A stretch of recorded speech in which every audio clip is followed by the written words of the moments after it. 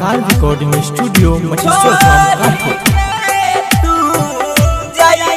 ससुराबा तोरा बिना जीतम केना मेरा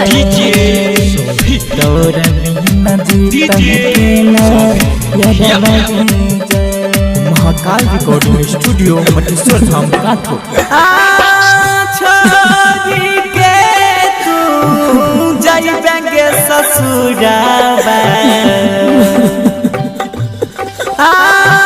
छोड़ी के तू जाई ससुराबा तोरा बिना जीतौ केना यारबा के जान तोरा बिना जीतौ केना यारबा के जान छोड़ी के तू जाई ससुराबा छोड़ी के तू जाई ससुराबा तोरा बिना जीतौ केना यारबा के जान तोरा बिना जीतौ केना यारबा के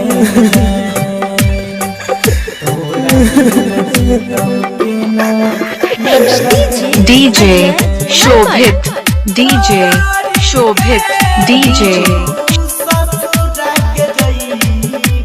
डीजे बस साइड चौक पाली।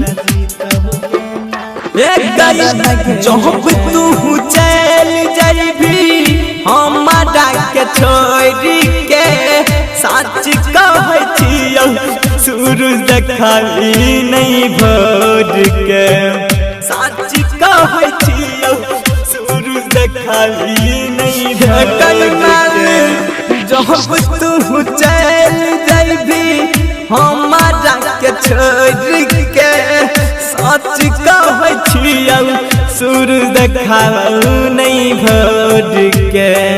मंगिया में सजाई है सिनुराबा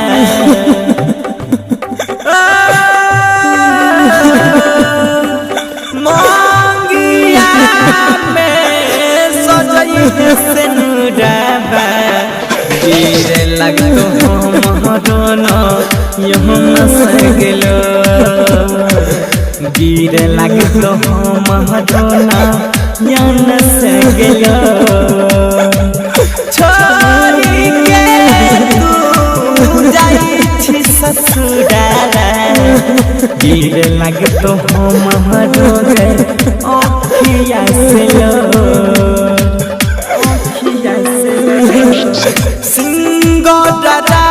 जिसके कोई रदलही बाडगे राम जानयन सुपर खेलो यतिया चारगे राम जानयन सुपर खेलो यतिया चार हे कई जानू सच कहै छियौ तू चल जाइबी भोर के राजेश रंगीला सूरज देखतौ नहीं भोर के छोड़ी के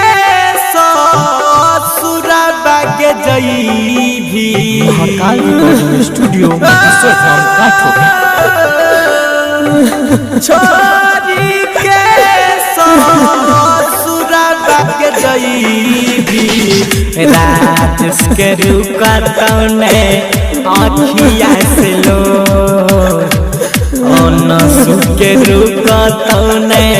आँखिया से लो छोड़ी के तू जाई ससुराबा छोड़ी के तू जाई ससुराबा